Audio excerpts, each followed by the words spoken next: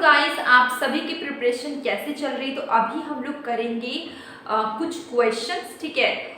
और आज के जो क्वेश्चंस होंगे वो डिटेल में हम लोग करेंगे, एकदम एक्सप्लेनेशन के साथ। और ये सारे कंसेप्ट हम लोग कर चुके हैं, इसलिए क्वेश्चन के साथ साथ रिवीजन करना बहुत इंपॉर्टेंट है। तो अगर आप इस चैनल में नए होंगे तो सब्सक्राइब कर सकते हैं, बेल आइकन को जरूर प्रेस करें, जिससे क्या होगा, आने वाले सभी वीडियोस की नोटिफिकेशन आपको मिल जाएगी और कोई भी वीडियो आपका मिस नहीं होगा। तो चलिए स्टार्ट करते हैं। देखिए, यहाँ पे दो कंसेप्ट हम लोग ने लिखा हुआ है। ये कंसेप्ट में देखिए, if S is the ratio, ठीक है, ऑफ सेविंग टू इनकम, ठीक है। एस क्या है? रेशियो है सेविंग टू इनकम, ठीक है। और C is the incremental capital output ratio. C क्या है? Incremental capital output ratio. आपको एक्चुअल ग्रोथ रेट बताना है, जिसको G से डिनोट करते हैं, ठीक है। आपको यहाँ पे कुछ ऑप्शंस हैं, ठीक है। तो थोड़ा सा डिटेल में करते हैं। ये जो एक्चुअल ग्रोथ रेट है, ये चैप्टर कौन से चैप्टर का? ये है आपकी ग्रोथ एंड डेवलपमेंट इकोनॉमिक्स का हेरोड-डॉमर मॉडल, ठीक है। अब हेरोड-डॉमर मॉडल है, ये RF हेरोड ने दिया हुआ है।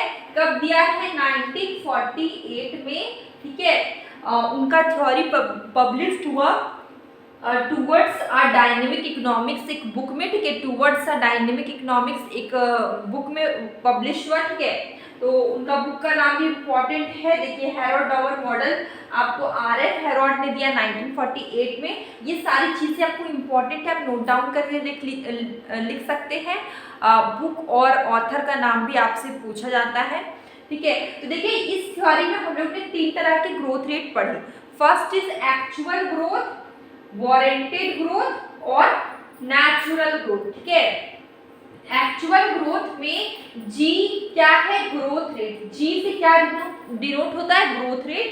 C से कैपिटल आउटपुट रेशियो, S से सेविंग इनकम रेशियो, ठीक है। अब क्वेश्चन में क्या है? S is the ratio of saving to income, ठीक है। S क्या? Saving income ratio. यहाँ पे लिखा हुआ S क्या है? सेविंग इनकम रेशियो, ठीक है। C क्या है? यहाँ पे इंक्रीमेंटल कैपिटल आउटपुट रेशियो। मतलब C क्या है? Capital output ratio. मैंने भी यहाँ पे लिखा हुआ है C क्या है? कैपिटल आउटपुट रेशियो, ठीक है। एक्चुअल ग्रोथ का फॉर्मूला क्या है? GC इक्वल टू S, इसका फॉर्मूला है।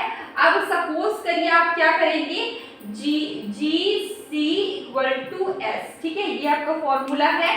अगर आप यहाँ पे GS यहाँ रहेगा और ये जो C मल्टीप्लाई है, इधर आके मान लीजिए इसको डिवाइड में कर लेंगे, G equal to S upon C, ठीक है। ये आपका ये फॉर्मूला हो गया, ये भी आपका करेक्ट है। GC इक्वल टू S भी सही है, G equal to S upon C भी सही है। तो अब हम लोग आंसर देखते हैं। तो आंसर हमारा फर्स्ट नहीं होगा, ये भी नहीं होगा, हमारा आंसर होगा C, G is equal to S upon C, ठीक है। तो ये जो फॉर्मूला मैंने लिखा है इंपॉर्टेंट, ये आपका किसका फॉर्मूला है? एक्चुअल ग्रोथ का। तो आप इसे आप नोट डाउन कर लीजिए, GC इक्वल टू S, जहाँ पे G क्या है? ग्रोथ रेट, C है कैपिटल आउटपुट रेशियो, S है सेविंग इनकम रेशियो, ठीक है। अगर हमें G निकालना है ग्रोथ रेट, तो S के नीचे हम लोग C कर देंगे, ठीक है। ये C मल्टीप्लाई में से यहाँ आ जाएगा, डिवाइड में हो जाएगा S अपॉन C, तो आपका ग्रोथ रेट निकल जाएगा। तो ये आपका सही फॉर्मूला था, इसलिए आपका आंसर होगा यहाँ पे C। Answer will be C, ठीक है। अब इसके अलावा आपसे क्वेश्चन इससे पूछा गया है, वारंटेड ग्रोथ रेट के बहुत सारे नाम हैं। आपसे पूछा जा सकता है कि पोटेंशियल ग्रोथ रेट किसे बोलते हैं, फुल कैपेसिटी ग्रोथ रेट किसे बोलते हैं, फुल एम्प्लॉयमेंट ग्रोथ रेट किसे बोलते हैं।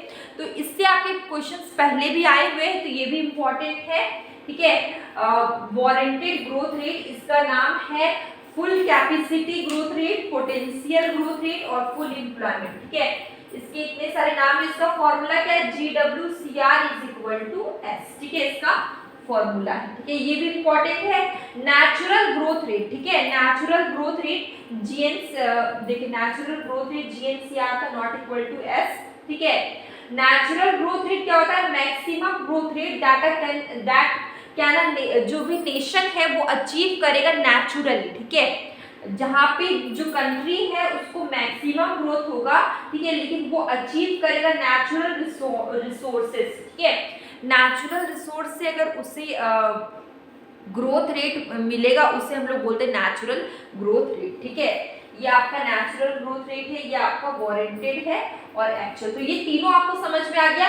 एक्चुअल ग्रोथ रेट क्या है, वारंटेड क्या, नेचुरल ग्रोथ रेट ये है जहाँ पे जो मैक्सिमम ग्रोथ रेट होगा किसी भी कंट्री का, लेकिन वो अचीव करेगा नेचुरली, उसमें कोई फोर्स नहीं लग रहा है, वो नेचुरली अपने आप अचीव होगा, ठीक है।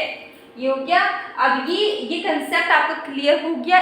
इसको मैंने पढ़ाया हुआ है, तो आप डेवलपमेंट इकोनॉमिक्स, ग्रोथ इकोनॉमिक्स की ग्रोथ एंड डेवलपमेंट इकोनॉमिक्स का एक प्लेलिस्ट होगा, उसमें आप जाके देखेंगे तो आपको ये चैप्टर, इसके अजम्पशंस और इसका डेफिनेशन वगैरह थोड़ा और डिटेल में मिलेगा। आपको स्टेडी स्टेट इक्विलिब्रियम भी आपको डिटेल में मिलेगा, जो कि मैं एक वीडियो में नहीं बता सकती, इसके लिए स्पेशली वीडियो बना हुआ है। तो आप ग्रोथ एंड डेवलपमेंट इकोनॉमिक्स की प्लेलिस्ट में जाके देखेंगे तो आपको हेरोडामर मॉडल मिलेगा, वहाँ पर आपको इसके अजम्पशंस, स्टेडी स्टेट इक्विलिब्रियम, ये सारी चीज़ें आपको वहाँ पे मिल जाएगी, ठीक है। अब देखिए हम लोग यहाँ पे आते हैं। ये क्वेश्चन आपका किससे है, कर्टेसिस इज अ मेजर ऑफ, ठीक है। तो इसका फॉर्मूला क्या होता है, ये कर्टेसिस क्या होता है, पिक्टनेस ऑफ अ डिस्ट्रीब्यूशन होगा, ठीक है। यहाँ पे पिक्टनेस की बात करते हैं, तो इसका आंसर होगा आपका सी। और इससे रिलेटेड और भी क्वेश्चंस आते हैं, इसलिए इसके बारे में थोड़ा सा पढ़ लीजिए। देखिए कर्टेसिस क्या, measure the direction in which value are disperse. यहाँ पे क्या मेजर करते हैं, डिग्री ऑफ सिमेट्री और असिमेट्री, ठीक है। कर्टेसिस में क्या मेजर करते हैं, डिग्री ऑफ सिमेट्री और असिमेट्री। तो कभी कभी आपको डेफिनेशन आपको ये भी पूछ सकता है, पूछा गया भी है कि degree of symmetry asymmetry measure करते किस में, ठीक है। ये आपको डेफिनेशन लिख दिया जाएगा और आपको पूछा जाएगा कि किसका डेफिनेशन है, ठीक है। कर्टेसिस है, स्क्यूनेस है, और भी 2-3 ऑप्शंस मिलेंगे, ठीक है, कि डिग्री ऑफ सिमेट्री और असिमेट्री मेजर करते हैं कर्टेसिस में, ठीक है। आप देखिए सिमेट्री और असिमेट्री के बारे में थोड़ा जान लेते हैं। आप यहाँ पे देख सकते हैं 3 हम लोग ने बनाया हुआ है।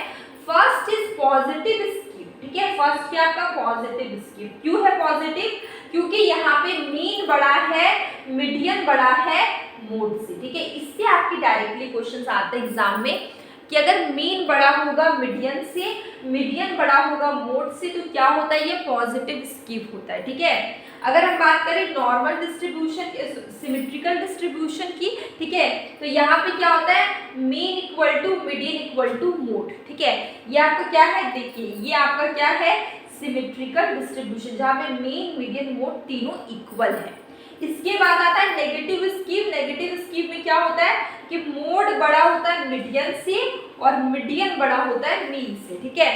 तो ये आपका क्या है, नेगेटिव स्क्यू है। तो ये तीनों आपके इम्पोर्टेंट है, तीनों से आप हम लोग ने जो न्यूमेरिकल जो हम लोग ने तीनों से क्वेश्चंस किए हुए हैं, तो ये तीनों में से किसी से भी क्वेश्चंस आ सकते हैं, इसलिए आपको याद रखना है पॉजिटिव स्क्यू क्या है, जहाँ पे मीन ग्रेटर होगा मीडियन से, मीडियन ग्रेटर होगा मोड से, ठीक है। सिमेट्रिकल है, मीन मीडियन मोड तीनों क्या होते हैं, इक्वल होते हैं। और अगर हम बात करें नेगेटिव स्क्यू की, यहाँ पे मोड बड़ा होगा मीडियन से, मीडियन बड़ा होगा मीन से, आपका क्या है, नेगेटिव स्क्यू है, ठीक है। तो ये हमारा छोटा सा क्वेश्चंस का छोटा सा वीडियो था, जिसमें हम लोग ने क्वेश्चंस किए विद एक्सप्लेनेशन, क्योंकि एक क्वेश्चन के अंदर भी आपको ढेर सारे क्वेश्चंस मिल जाएंगे उसी टॉपिक से, मतलब एक टॉपिक से आपके बहुत सारे क्वेश्चंस बनते हैं, इसलिए टॉपिक का एक एक चीज़ जितना उसके अंदर का जितना पार्ट होता है सब इम्पॉर्टेंट होता है। इस क्वेश्चन में आपको कर्टेसिस से क्वेश्चंस आ सकते हैं, मेजर ऑफ सिमेट्री और असिमेट्री आपको लिख दिया जाएगा, डिग्री ऑफ सिमेट्री और असिमेट्री इससे क्वेश्चंस आ सकते हैं। ये तीनों पॉइंट से क्वेश्चंस आए हुए हैं, तीनों इम्पॉर्टेंट है। तो इससे देखिए टोटल कितना क्वेश्चंस बन गया, 5 क्वेश्चंस, ठीक है। इसलिए हम लोग को क्वेश्चन को थोड़ा डिटेल में करना होगा, ताकि हम लोग को जिस जिस एरिया से क्वेश्चंस आते हैं एक टॉपिक में, एक चैप्टर में, हम लोग सबको कवर कर पाएँ, ठीक है। तो ये हमारा छोटा सा वीडियो था क्वेश्चंस का। तो अब हम लोग मिलेंगे कल एक न्यू वीडियो में, और डेली मैं क्वेश्चंस पूछती हूँ शॉर्ट वीडियो में, तो आप उसका आंसर ज़रूर करें।